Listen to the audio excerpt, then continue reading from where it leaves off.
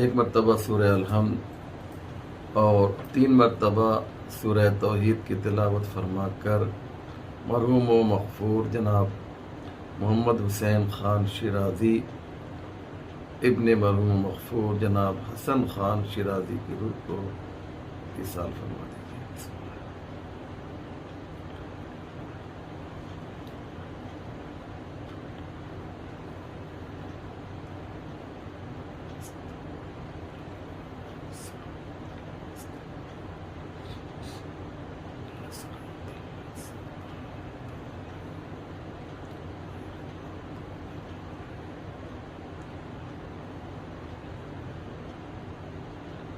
لا حول ولا قوة إلا بالله العلي العظيم حسبنا الله ونعم الوكيل نعم المولى ونعم النصير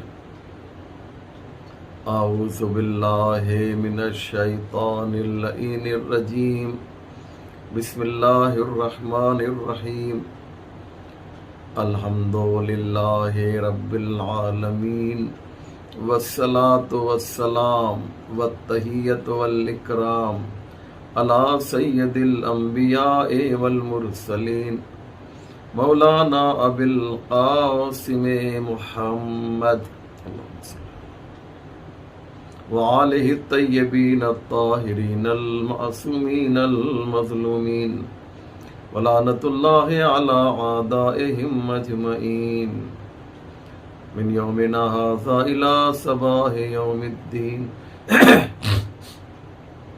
رب اشرح لي صدري ويسر لي أمري واحلل عقدة من لساني يفقهوا قولي أما بعد فقد قال الله سبحانه تبارك وتعالى وقوله الحق بسم الله الرحمن الرحيم انما المؤمنون اخوة فاصلحوا بين اخويكم واتقوا الله لعلكم ترحمون۔ مومنین کرام، یہ مجلس ایک مومن، ایک مرد مومن، ایک مرد الہی،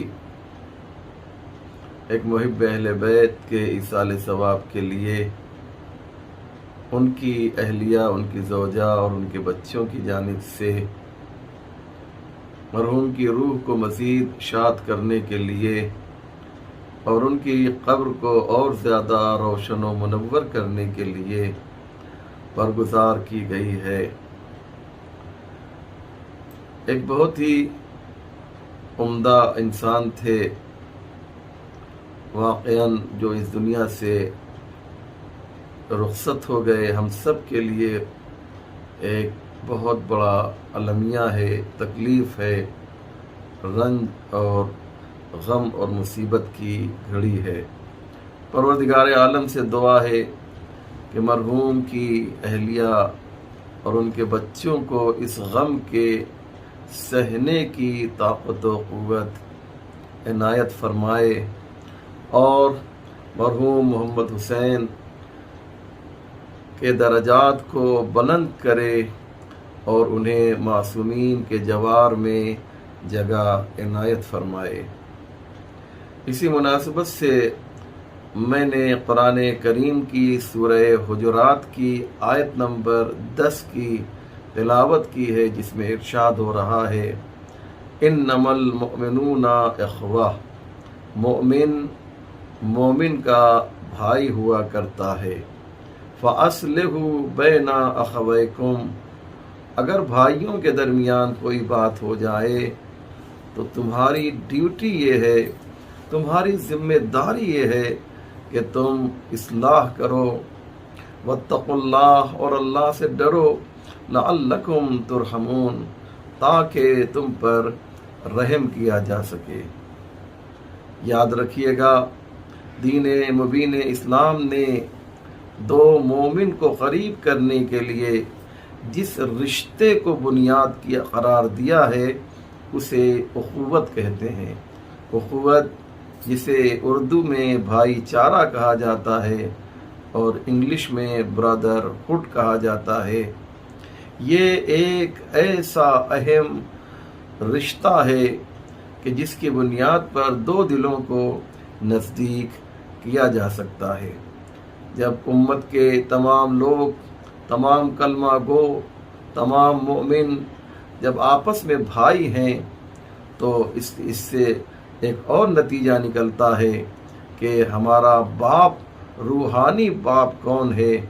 تو پیغمبر کی حدیث آگے بڑھی، انا و علی اب و ہاذہ الامہ، ہم اور علی اس امت کے باپ ہیں۔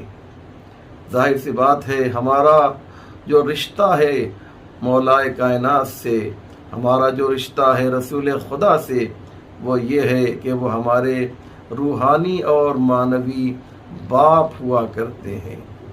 اس لیے جو رشتہ جو ہے امت کا اور نبی سے ہوا کرتا ہے وہ ایک باپ اور بیٹے کا ہوا کرتا ہے۔ تو جب وہ ہمارے باپ ہیں تو ان کے جو فالوورز ہیں، ان کے جو ماننے والے ہیں، ان کا جو کلمہ پڑھنے والے ہیں، یہ ہمارے کیا ہوئے؟ ظاہر سی بات ہے یہ ہمارے باپ ہوئے اور ہم آپس میں جو ہیں بھائی بھائی ہوئے۔ یہ بہت ہی امپورٹنٹ مسئلہ ہے۔ اس ماحول میں پیغمبر تشریف لائے تھے جب انسان کے خون کا پیاسا تھا۔ بہت توجہ کیجیے گا عزیزو، شاید کوئی بات میں آپ کی خدمت میں اس مجلس کے ذریعے سے پیش کر سکوں۔ مجلس کا مطلب ہی یہی ہوتا ہے کہ ہم اس پلیٹ فارم سے احکام اسلام بیان کریں، ارشادات و فرامین محمد و آل محمد جو انہوں نے فرمایا ہے اسے آپ کی خدمت میں بیان کیا جائے۔ دیکھیے کتنا خوبصورت یہ انداز ہے کہ ہمیں آپس میں ایک دوسرے کا بھائی قرار دیا ہے۔ بھائی کا بھائی پہ اوپر حق کیا ہوتا ہے انشاءاللہ میں اسے بھی آج کی مجلس میں بیان کروں گا، اور پوری مجلس میری آج جو ہے قرآن اور حدیث کی روشنی میں ہوگی انشاءاللہ، تاکہ یہ بندے خدا جو اس وقت اسیر خاک ہے، جو ہماری نگاہوں سے اوجھل ہو گیا ہے، اس کو بھی جو ہے خوشی ہو کہ اس کی مجلس میں اتنے اہم موضوع اور ٹاپک پر گفتگو کی جا رہی ہے۔ تو یاد رکھیے گا کہ انا و علی اب و ہاذہ الامہ، ہم اور علی جو ہیں اس امت کے باپ ہیں۔ ہمارا رشتہ جو ہے علی سے کیا ہے، ہمارا رشتہ نبی سے کیا ہے، یہ ہم نے سمجھ لیا۔ تو یہاں پر جو ہے جو دو رشتوں کو اہمیت دی ہے، مومن کا بھائی ہے، لیکن اس میں ایک شرط لگی ہے لفظ مومن کی، یعنی وہ کنیکٹر جو دو انسانوں کو آپس میں جوڑتا ہے، جو کنیکٹ کرتا ہے، اسی کو ایمان کہا جاتا ہے۔ یہ ایمان ایک کنیکٹر ہوتا ہے۔ اب آج تو مثال بڑی آسانی سے دی جا سکتی ہے۔ کمپیوٹر میں آپ نے دیکھا ہے ایک کنیکٹر ہوتا ہے، موبائل میں ایک کنیکٹر ہوتا ہے جو دو چیزوں کو کنیکٹ کر دیتا ہے، جوڑ دیتا ہے۔ ایک انسان کو دوسرے انسان سے جو جوڑتا ہے اس کو ایمان کہا جاتا ہے۔ اللہ اکبر، اسے جو کنیکٹ کرتا ہے اسے ایمان کہا جاتا ہے۔ ہم آپس میں جو جڑے ہوئے ہیں ایک دوسرے سے، اس کی جو وجہ ہے، جو سبب ہے، وہ ایمان ہے۔ تو مومن جو ہے، اور یہی پیغمبر اسلام نے بھی کیا، جب آپ ہجرت کر کے مدینے آئے ہیں تو حالات جو ہے انصار میں اور مہاجرین کے اندر کچھ اختلافات پیدا ہو گئے تھے۔ میں آپ کی خدمت میں عرض کروں، مہاجر کسے کہا جاتا تھا؟ وہ لوگ جو پیغمبر کے بعد یا پیغمبر کے ساتھ جو لوگ مکے سے مدینے ہجرت کر کے آئے ہیں انہیں مہاجر کہا گیا، اور جو بعد میں پیغمبر سے ملے انہیں انصار کہا گیا۔ ان دونوں میں گروپ بازی ہو گئی تھی، ذرا سی دل میلی ہو گئی تھی، لہذا پیغمبر نے یہ احساس کر لیا تو پیغمبر نے کہا چلو ان کے درمیان محبت جو ہے پیدا کیا جائے، ان کے درمیان پیار پیدا کیا جائے۔ ایک دن پیغمبر نے اعلان کیا آج سب لوگ جمع ہوں، سب لوگ اکٹھا ہوں۔ جب سب لوگ جمع ہو گئے، مہاجر بھی بیٹھ گئے انصار بھی آ گئے تو پیغمبر نے ایک مہاجر کو لیا، ایک انصار کو لیا اور لے کر جو ہے آپس میں جو ہے کہا یہ اس کا بھائی ہے اور یہ اس کا بھائی ہے، یعنی دونوں کے درمیان، مہاجر اور انصار کے درمیان اخوت اور بھائی چارے کے ذریعے سے محبت قائم کر دی۔ بات آ گئی ہے تو سن لیجئے، بہت ہی خوبصورت یہ نقطہ ہے، محبان اہل بیت کے لیے بہت ہی پیاری بات ہے جو میں پیش کرنے کے لیے جا رہا ہوں۔ عزیزو، جانتے ہیں کیا ہوا؟ ایک مہاجر کو لیا، ایک انصار کو لیا اور لے کر آپس میں ایک دوسرے سے وہ قریب کر دیا اور کہا یہ اس کا بھائی ہے۔ لیکن جو روایت ہے اسے میں آپ کے سامنے پیش کر رہا ہوں۔ جا علی تدمع عیناہ وقال اخیتا بین اصحابک ولم تواخ بینی و بین احد۔ کہتے ہیں کہ جب سب کو پیغمبر نے ایک کو دوسرے کا بھائی قرار دے دیا، بنا دیا، تو جا علی پیغمبر کے سامنے آئے، تدمع عیناہ، آنکھوں میں آنسو لیے ہوئے، مولائے کائنات پیغمبر کی خدمت میں آئے اور آواز دی اخیت بین اصحابک، یا رسول اللہ آپ نے اپنے اصحاب میں ایک کو دوسرے کا بھائی قرار بنا دیا، ولم تواخ بینی و بین احد، اور مجھے کسی کا بھائی قرار نہیں دیا۔ پیغمبر مسکرائے، یا علی کیوں رو رہے ہو؟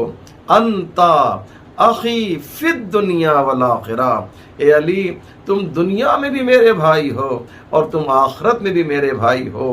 یاد رکھیے گا، اصحاب کو آپس میں ایک دوسرے کا بھائی بنایا تو یہ نہیں کہا کہ تم دونوں آپس میں جو ہے دنیا میں بھی بھائی رہو گے اور آخرت میں بھی بھائی رہو گے، بلکہ صرف دنیا کے لیے اصحاب کو بھائی بنایا آپس میں ایک دوسرے کا۔ لیکن جب علی کے اخوت کی بات آئی تو یہ کہا کہ انتا اخی فی الدنیا والآخرہ، اے علی تم دنیا میں بھی میرے بھائی ہو، آخرت میں بھی میرے بھائی ہو۔ قرآن کہتا ہے محشر میں جو ہے آخرت میں سارے رشتے ٹوٹ جائیں گے، ماں بیٹے کو نہیں پہچانے گی، بیٹا ماں کو نہیں پہچانے گا، باپ بیٹے کو نہیں پہچانے گا، دوست کو نہیں پہچانے گا۔ جہاں سارے رشتے ٹوٹ رہے ہوں وہاں محمد اور علی کا رشتہ جو ہے، جو بھائی چارہ ہے، وہ باقی رہے گا۔ یا علی انتا اخی فی الدنیا والآخرہ، اے علی تم دنیا میں بھی میرے بھائی ہو اور آخرت میں بھی میرے بھائی ہو۔ تو ایسے ماحول میں پیغمبر اسلام نے جو ہے ایک دوسرے کو بھائی بنایا۔ اب آئیے میں قرآن کی ایک آیت آپ کے سامنے اور پیش کرنا چاہتا ہوں۔ وہ زمانہ کیسا تھا کہ جب انسان کے خون کا پیاسا تھا، ایک ایک بات کے اوپر مہینوں جنگ ہوا کرتی تھی، ایک قبیلہ دوسرے قبیلے سے جو ہے مسلسل جو ہے حالت جنگ میں ہوا کرتا تھا۔ ایسے ماحول میں جب انسانیت ختم ہو گئی تھی، جب شرافت بشری بالکل معدوم ہو گئی تھی، انسان کے خون کا پیاسا تھا، جہاں پر محبت نام کی بھی نہیں تھی، ایسے ماحول میں قرآن کریم نے ایک قانون پیش کیا اور اس قانون کو برادر ہٹ کہا جاتا ہے۔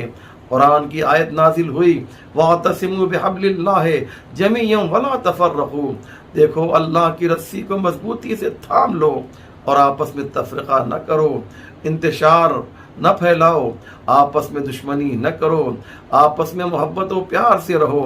وَاذْكُرُوا نِعْمَةَ اللَّهِ عَلَيْكُمْ، اور دیکھو اللہ نے جو تمہیں نعمت دی تھی اس نعمت کو جو ہے یاد کرو۔ اذ کنتم اعداء، جب تم آپس میں دشمن تھے، ایک دوسرے کے خون کے پیاسے تھے، تو فألف بین قلوبکم، تو اللہ نے کیا کیا؟ تمہارے دلوں میں آپس میں ایک دوسرے سے محبت ڈال دی۔ فاصبحتم بنعمتہ اخوانا، اور اس محبت کا فائدہ یہ ہوا کہ تم آپس میں ایک دوسرے سے جو ہے سے محبت کرنے لگے اور ایک کو دوسرے کا بھائی سمجھنے لگے۔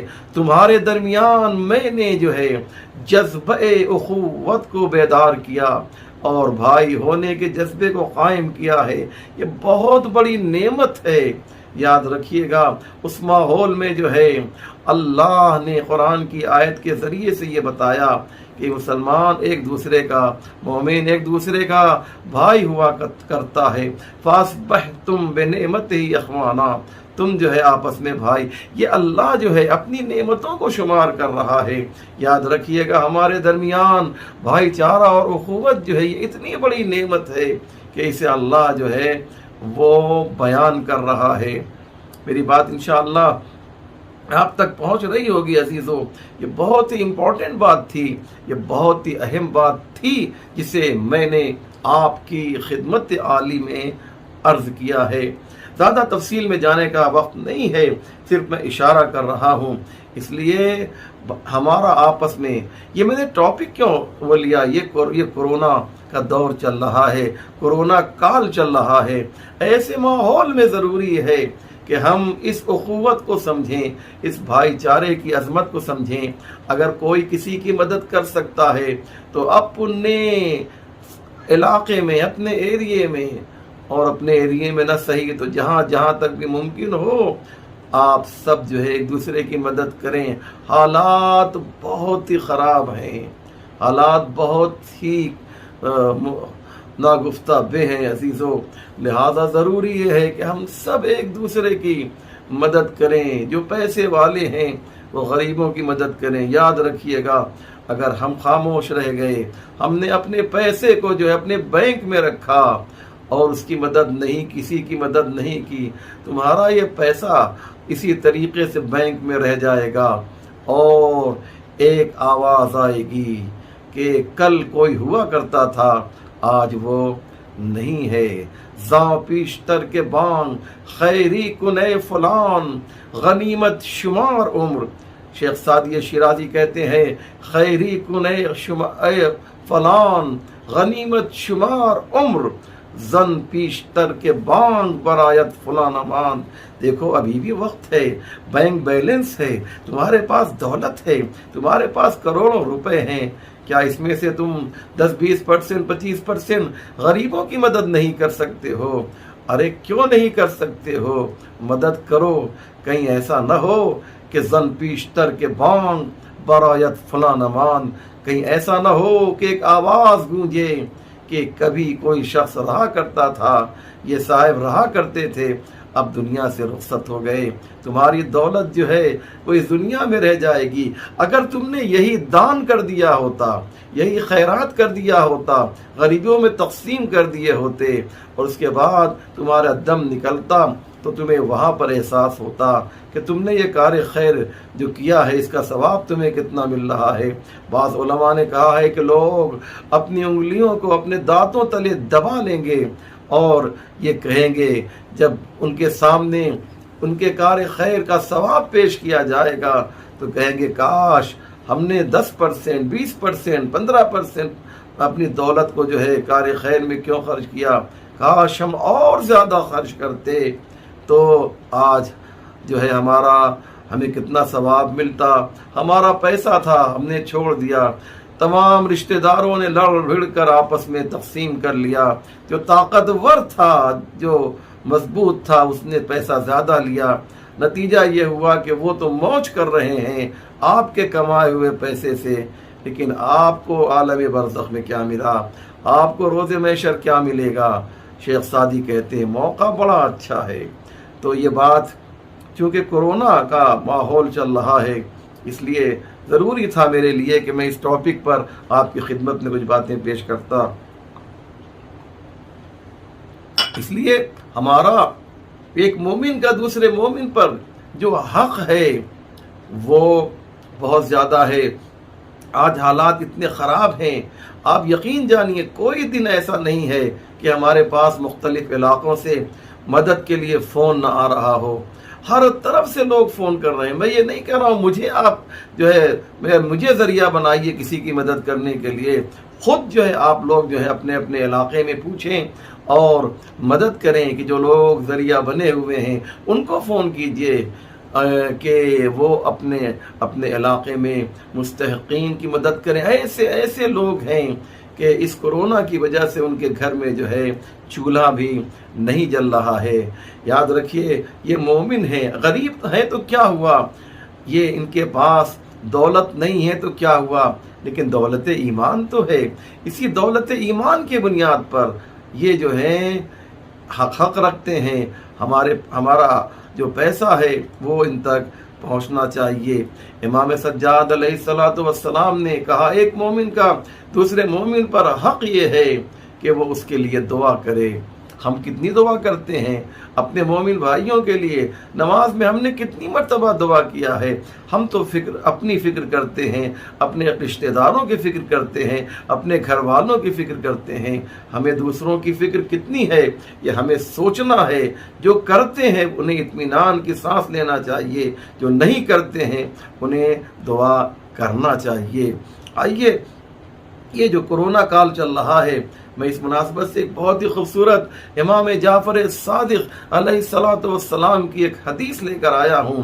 اس میں امام فرماتے ہیں المسلم اخو المسلم وهو عینہ ومرآتہ ودلیلہ لا یخونہ ولا یظلمہ ولا یخدعہ ولا یکذبہ ولا یغتابہ۔ کیا پیاری حدیث ہے امام جعفر صادق علیہ الصلوۃ والسلام کی۔ امام فرماتے ہیں کہ مسلم کا بھائی ہوا کرتا ہے، ہم آپس میں ایک دوسرے کے بھائی ہیں، وہ ہوا عینہ، اور ایک بھائی دوسرے بھائی کی آنکھیں ہوا کرتا ہے۔ آنکھوں سے آپ دیکھتے ہیں نا، ہم اپنے مومن کو اپنی آنکھوں سے دیکھیں۔ اس کے بعد فرمایا وَمِرْآتُهُ، اور آئینہ ہوتا ہے۔ آئینے کا کام کیا ہوتا ہے؟ آئینہ جو ہے، آپ جب آئینے کے سامنے کھڑے ہوتے ہیں تو وہ آپ کو دکھاتا ہے۔ اگر شکل خوبصورت ہے تو خوبصورت شکل کو دکھاتا ہے، اگر کہیں پر داغ دھبے لگے ہوئے ہیں تو اس داغ اور دھبے کو دکھاتا ہے۔ کیا اچھی مثال دی ہے مولا نے، آئینے کی مثال دی ہے۔ آئینہ کیا کرتا ہے؟ آئینہ ہماری شکل کو ہمیں دکھاتا ہے، ہماری خوبصورتی کو بھی ہمیں دکھاتا ہے، ہماری بدصورتی کو بھی ہمیں دکھاتا ہے، ہمارے حسن کو بھی ہمیں دکھاتا ہے، ہمارے عیب کو بھی ہمیں ہی دکھاتا ہے۔ لیکن آئینہ کبھی یہ نہیں کرتا کہ اگر ہمارے چہرے کے اوپر کوئی داغ ہے تو دوسرے کو دکھائے گا، ہمارے داغ کو ہم ہی کو دکھائے گا۔ مومن کا آئینہ ہوتا ہے، یعنی ہمارے حسن کو بھی ہمیں دکھانا چاہیے اور ہمارے عیب کو بھی ہم ہی کو دکھانا چاہیے۔ اس کے بعد فرمایا وہ دلیل ہو، اور وہ گائیڈ کرتا ہے، وہ اس کا رہنما ہوتا ہے۔ کہیں پر کوئی کمی ہو تو ہمیں بتانا چاہیے۔ اس کے بعد فرمایا لا یخونہ، اور اس کی خیانت نہیں کرتا ہے۔ اس کے بعد فرمایا ولا یظلمہ، اور مومن کبھی مومن کے اوپر ظلم نہیں کرتا۔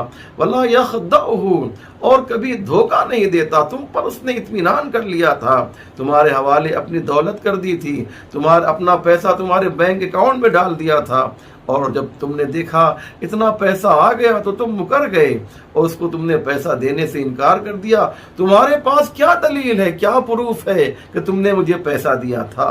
ہاں، پروف تو کچھ نہیں ہے، اس نے تو تمہیں جو ہے تم پر بھروسہ کر کے دیا تھا۔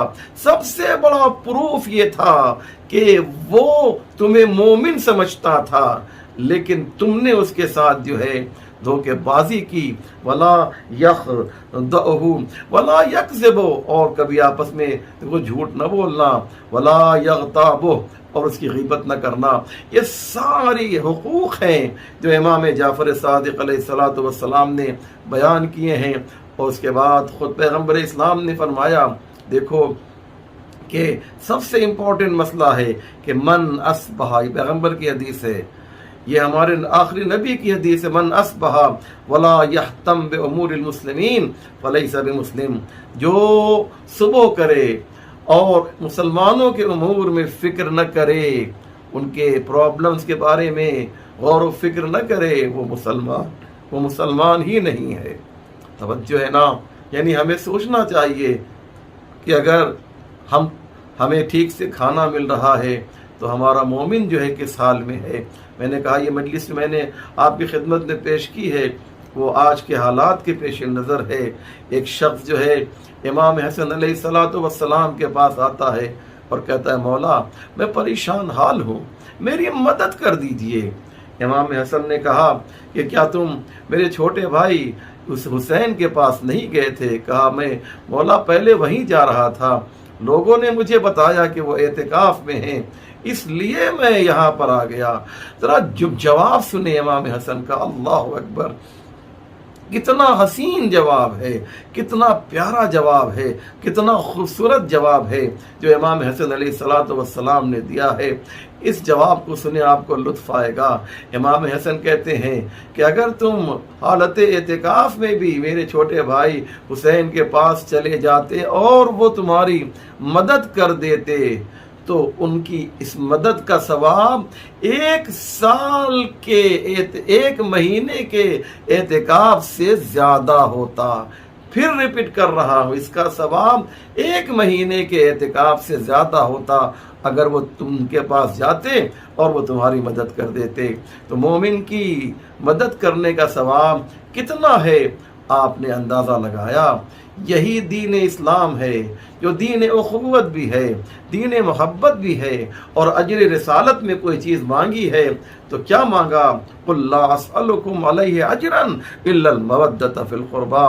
دیکھو، اگر تمہیں رسالت کی کوئی اجرت دینا ہے تو ہمارے اہل بیت سے محبت کرو، مودت کرو۔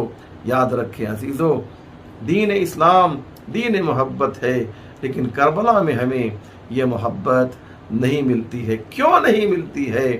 اس لیے کہ وہ لوگ جو حسین ابن علی کے مقابلے میں آئے تھے ان کے پاس اسلام ہی نہ تھا، ان کے پاس انسانیت ہی نہیں تھی، نہ ان کے پاس انسانیت تھی، نہ ان کے پاس جو ہے اسلام تھا جو حسین کے مقابلے میں آئے تھے۔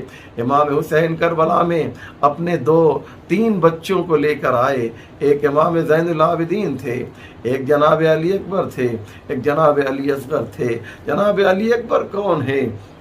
یہ شبیہ رسول ہیں، اللہ اکبر، یہ رسول کی شبیہ ہیں، یہ رسول کی کاپی ہیں، اس لیے لے کر آئے تھے جناب علی اکبر کو تاکہ دنیا والوں کو بتا سکیں، دیکھو اگر تم نے میرے علی اکبر کے سینے پر نیزہ مارا ہے تو یاد رکھو تم میرے علی اکبر کو تھوڑی نیزہ مار رہے ہو، تم تو رسول کی کاپی کو، رسول کی شبیہ کو نیزہ مار رہے ہو، اور جو رسول کی کاپی اور شبیہ کو نیزہ مارے وہ مسلمان کیسے ہو سکتا ہے؟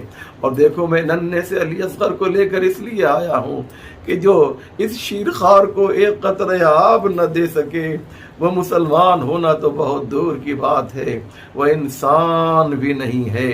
یہی وجہ ہے عزیزو کہ جب مولا امام حسین علیہ الصلوۃ والسلام علی اصغر کو لے کر میدان میں آئے، دشمنوں کو مخاطب کیا کہ میرا بچہ جو ہے وہ 3 دن کا بھوکا اور پیاسا ہے، اس کی ماں کا دودھ خشک ہو گیا ہے، اسے تھوڑا سا پانی پلا دو۔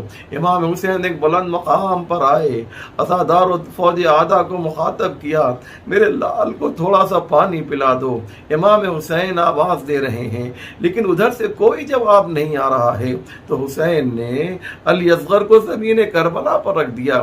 تم یہ سمجھتے ہو کہ حسین علی اصغر کے بہانے پانی پی لے گا؟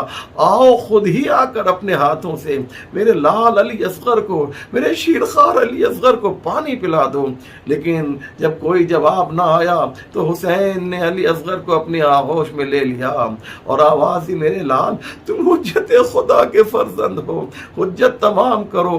بس عزیزو اتنا ہی تو بتایا تھا نا کہ حجت خدا کے فرزند ہو، حجت تمام کرو۔